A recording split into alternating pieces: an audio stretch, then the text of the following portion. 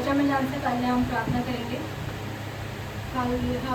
परमेश्वर पिता खुदान प्रभु प्रसन्न पाते खुदा परमेश्वर पिता खुदान प्रभु यीशु मसीह धन्यवाद खुदा परमेश्वर यीशु मसीह के सूर्य बने के नाश तुम देखता है खुदावन पिता प्रार्थना करते ईश्वर मसीह इस उनकी वाणी की खुदा परमेश्वर पिता जो मुझे दी गई है खुदा परमेश्वर पिता परमेश्वर मसीह जो इस वाणी को सुनती बताते खुदा परमेश्वर पिता ईश्वर मसीह आपका पवित्र आत्मा मेरे बोलने वाला हो सके पिता परमेश्वर मेरी सहायता मेरी मदद करे खुदा परमेश्वर पिता मैं इस योग्य नहीं हूँ खुदा परमेश्वर पिता परंतु आपका वचन कहता है यीशु मसीह मुझे बस योग्य बनाता है खुदा परमेश्वर पिता कि मैं आप पे खड़ी हो सकूँ खुदा परमेश्वर और खुदान करूँ मेरी सहायता करे मेरी मदद करे खुदा परमेश्वर पिता इस समय को इस वाणी का कदम स्टॉप करो स्थापना यीशु मसीह को मानते हैं।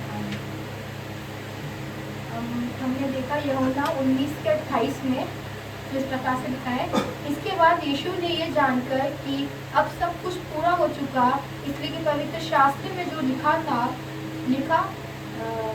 पवित्र शास्त्र में जो कहा गया वह पूरा हो कहा मैं प्यासा हूँ। इसमें हम परमेश्वर की इसमें देखते हैं कहने कि परमेश्वर ने कहा पहले तो कि सब कुछ पूरा हुआ। यीशु मसीह जो एक प्लान करके आए थे वो संसार में आए जो भी परमेश्वर ने अपने इकलौते पुत्र को जब इस स्थान पे इस धरती पे भेजा कि वो हमारे सारे दुख को उठा ले और हमें क्या कर दे उन पापों से मुक्त कर दे। तो उस पर एक पूरी स्ट्रैटेजी थी एक पूरी से इनकी प्लानिंग थी कि मुझे ऐसा करना है इस समय में मैं 30 साल के बाद मैं अपनी मिनिस्ट्री को स्टार्ट करूंगा मैं ना जाऊंगा लोगों को बताऊंगा परमेश्वर की तरफ बहुत ही अद्भुत से काम करूंगा। तो ये पूरी प्लानिंग थी परमेश्वर की और जैसे इसको प्लानिंग पूरी हो रही थी वो परमेश्वर के साथ सारे कार्यों को भी वो क्या जो वो प्लान करके आए थे वो सारे कार्य तो पूरे हो रहे थे और इस जगह आके परमेश्वर ने क्या कहा पूरा हो चुका। इससे पहले वाली वाणियों में भी हमने देखा कि परमेश्वर ने जैसे जैसे जो था उन्होंने अपना हमारा सारा पाप जैसे इससे पहले सिस्टर शेफाली ने बताया कि परमेश्वर ने हमारा सारा पाप खुद पे ले लिया और कहा कि है पिता तुमने मुझे क्यों छोड़ दिया। तो मतलब हमारा जो पाप था एक मेन जो एम था परमेश्वर का कि वो हमारे पापों के लिए आया था ताकि हम क्षमा हो सके। तो परमेश्वर ने वो सबसे बड़ा काम उस जगह कर दिया और उससे हम इसके ऊपर देखते हैं कि यूहन्ना 26 में तो उस परमेश्वर ने क्या बताया कि उन्होंने अपनी एक फैमिली की जिम्मेदारी को दिखाया कि वो अपनी जिस प्रकार से वो संसार में थे संसार में जैसे परमेश्वर ने कार्य करा उतना ही प्रेम वो अपनी फैमिली के लिए भी कर रहे हैं। उनकी माता थी उन्होंने सोचा होगा कि मेरे बाद में मेरी माता का कौन ध्यान रखेगा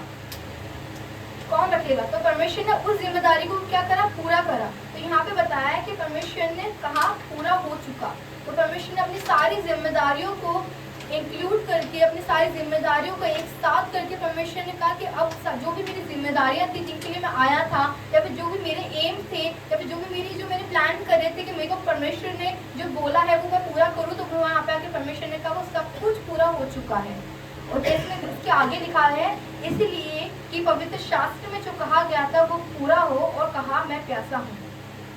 पवित्र शास्त्र में मतलब कि अगर हम पुराने नियम को देखें तो पहले बहुत सारी भविष्यवाणियां जो है वो इस समय के लिए कही गई है। हर एक वाणी के लिए एक भविष्यवाणी पहले के पुराने नियम में कही गई है जिसमें बताया है कि कैसे कैसे जो हमारे परमेश्वर जो हमारे लिए कर रहे कि कैसे एक मेमना आएगा वो हमारे लिए बलिदान होगा। परमेश्वर ने हर एक भविष्यवाणी को पूरा करा धीरे धीरे। तो यहाँ पे भी पवित्र शास्त्र में एक भविष्यवाणी दी गई थी उसको परमेश्वर ने पूरा करा है। इससे अगर हम खोलेंगे भजन संहिता 69 उसका 21 जो उसका है पद वो पढ़ेंगे। भजन संहिता 69 21 वर्ष।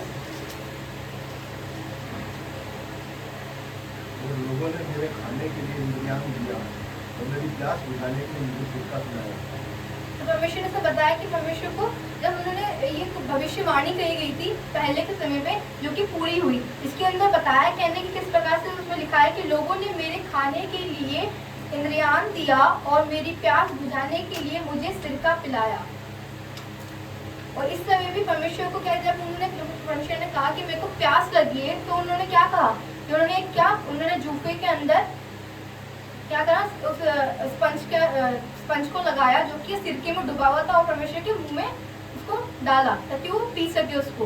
तो इसकी पूरी भविष्यवाणियां हैं जो धीरे धीरे करके कैसे हो रही है पूरी हो रही है जो कि बता रहा है कि परमेश्वर जो आज से बहुत साल पहले जो कि भविष्यवाणी की गई थी वो सब क्या हो रही है, पूरी हो रही है, परमेश्वर का समय जो है वो क्या हो गया, आ चुका है। वैसे हम अगर इसको आगे देखते हैं, अपन भविष्यवाणी पूरी हुई, परमेश्वर ने अपना कार्य पूरा करा, और अगर इसके आगे देखते तो प्यास लगना वो क्या दिखाता है, अगर अपन प्यास लगते तो वो क्या शो करता है कि अपन क्या है, एक ह्यूमन बीइंग है।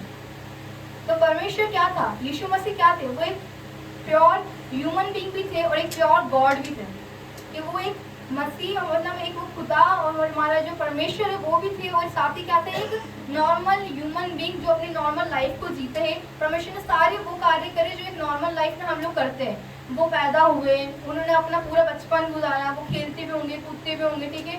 उसके बाद में जब वो जवान हुए तो उन्होंने क्या मेहनत भी करी, क्योंकि उनके पिता की जल्दी मृत्यु हो गई थी, तो क्या करता, उन्होंने अपने घर का बोझ भी उठाया, वो सबसे बड़े पुत्र थे, तो उन्होंने अपनी सारी जिम्मेदारी भी निभाई। तो एक नॉर्मल ह्यूमन बीइंग की तरह भी उन्होंने अपना पूरा बिहेवियर करा वहाँ पर, और अपनी सारी जिम्मेदारियों को पूरा करा। वैसे ही यहाँ पर अगर हम देखते हैं तो परमेश्वर क्या लगी, प्यास लगी।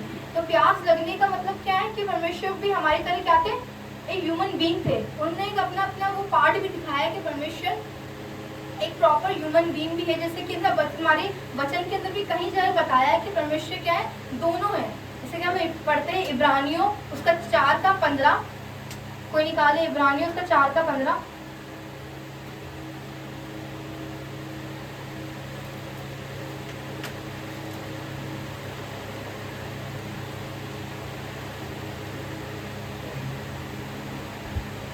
क्योंकि हमारा ऐसा महाजन नहीं जो हमारी निर्बलताओं में हमारे साथ दुखी ना हो सके, वरन वह सब बातों में हमारी नहीं परखा तो गया तो भी निष्पाप नहीं हुआ। इसमें एक बहुत ही अच्छी बात बताई कि परमेश्वर हर एक कार्य में हमारी तरह क्या परखा गया, कि हमारे हर एक लाइफ में हमारे बहुत सारे अप्स एंड डाउन्स आते हैं, बहुत सारे स्ट्रगल्स आते हैं, तो हम क्या हो जाते हैं, कमजोर पड़ जाते हैं। और परमेश्वर ने उन्हीं सभी बातों को क्या करा, फेस करा, उसमें भी फिर क्या निकला, वो निष्पाप निकला।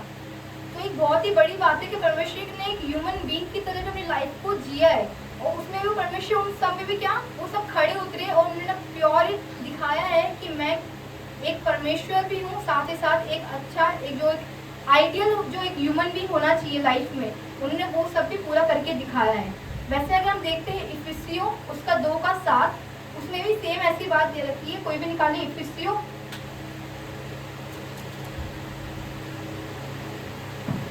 सॉरी इफिसियों नहीं, फिलिपियों 2:7। वरन अपने आप को ऐसा शून्य कर दिया और दास का स्वरूप धारण किया और मनुष्य की समानता में हो गया। सेम वही बात बता रही है यहाँ पे कि परमेश्वर ने क्या करा, खुद को शून्य कर लिया, वो डाउन टू अर्थ हो गया, उसने अपना सब कुछ दे दिया, उसने कोड़े खाए, वो क्रूस पर चढ़ गया, उसने अपने हर एक बात को उससे दिखाया कि वो शून्य है। क्योंकि परमेश्वर ने कहा जो शून्य है वो स्वर्ग में क्या ऊंचे करे जाएंगे, जो कि अर्थ पे, जो कि इस धरती पे शून्य हो जाएंगे, जो इस धरती के ऊपर अपने आप को क्या गिरा देंगे, बिल्कुल वो डाउन टू अर्थ हो जाएंगे, वो स्वर्ग में क्या ऊंचे उठाए जाएंगे, वो स्वर्ग में क्या होंगे, बहुत ज्यादा आनंदित मनाएंगे, क्योंकि परमेश्वर ने कहा स्वर्ग का राज्य ऐसो का ही है, जो कि क्या शून्य है, जो कि नम्र है, दिल के दीन है। वो दीन कब होता है इंसान, जब वो डाउन टू अर्थ हो जाता है। अगर हम कोई बहुत ज्यादा इसमें घमंड हो तो वो कभी दीन नहीं हो सकता, क्योंकि उसमें घमंड ही रहेगा हमेशा। दीन होने के लिए क्या आपको बिल्कुल नम्र होना पड़ता है, दीन होना पड़ता है। तो परमेश्वर ने इसमें ये बताया कि वो हमारा क्या वरन अपने आप को ऐसा शून्य कर दिया और दास का स्वरूप धारण किया और मनुष्य के समान में हो गया। मतलब उसने एक मनुष्य की जो ट्रू मनुष्य होना चाहिए उसके समान हो गया और फिर अपने जीवन को जिया, और उसने वो सारी चीजों को पूरा करा जो उसने कहा था। उसने वो सारे जो भी उनके प्लान से जो परमेश्वर ने बताया थे यीशु मसीह को कि आप तेरे को ये करना है, तेरे को इस धरती पे आना है, तेरे को ऐसा जीवन जीना है, तेरे को एक एग्जाम्पल सेट करना है कि एक सच्चा जीवन कैसा होना चाहिए परमेश्वर के भवन के लिए। परमेश्वर ने वो सब पूरा करा। उन्होंने हमारे सारे दुखों को ले लिया, उन्होंने हमारे लिए अपनी लहू को बहाया, बहुत से कोड़े खाए, क्रूज पे चढ़ गए, और एंड में का पूरा हुआ, क्योंकि वहाँ पे सब कुछ हो चुका था। परमेश्वर ने अपना पाप पे ले लिया था और क्या उन्होंने अपना सारी जिम्मेदारी को पूरी कर ली। एक लास्ट हम देखते हैं यूहन्ना 10:30।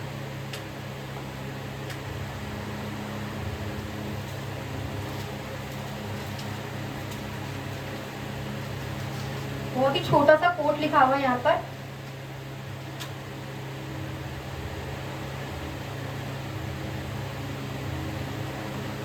मैं और पिता एक है। तो एक बहुत ही छोटा सा कोट है, मैं और पिता एक है।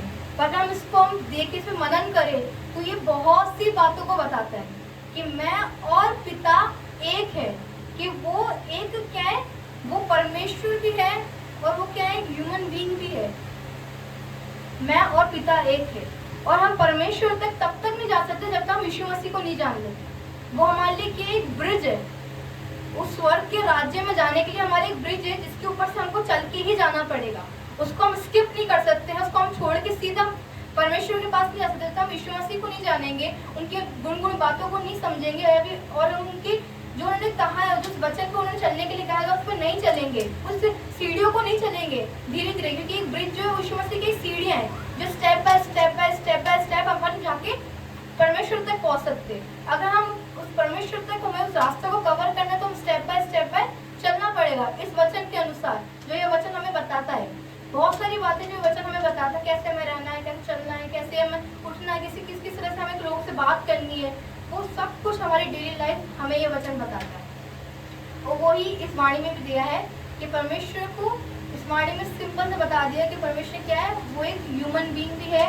उन्होंने सारी जिम्मेदारी पूरी करी, और क्या उन्होंने जो भी भविष्यवाणी जो उनके लिए हुई थी वो सब भी क्या हुई, एंड ऑफ द डे वो सब पूरी हुई। क्योंकि लिखा है, जो वचन में लिखा है वो सब सत्य है, उसको कोई नहीं ला सकता, उसको कोई नहीं बदल सकता आकर के, कोई नहीं कह सकता कि ये जो लिखा हुई चीज़ें वो सब गलत है, क्योंकि ये सब क्या सच्ची लिखी हुई बातें हैं। और यही वचन में, इस वाणी में बताया है कि किस प्रकार से परमेश्वर हमारे लिए परखा गया, उसने अपनी सारी जिम्मेदारियों को पूरा करा, और उसको प्यास लगी, वो उसको दिखाता है कि वो एक सच्चा ह्यूमन बीइंग भी है, जिसने हमारे लिए एक जीवन को सेट करा है, हमें उस पर चलना है और हमें उसी को फॉलो करना है। आप सभी को जय मसीह की।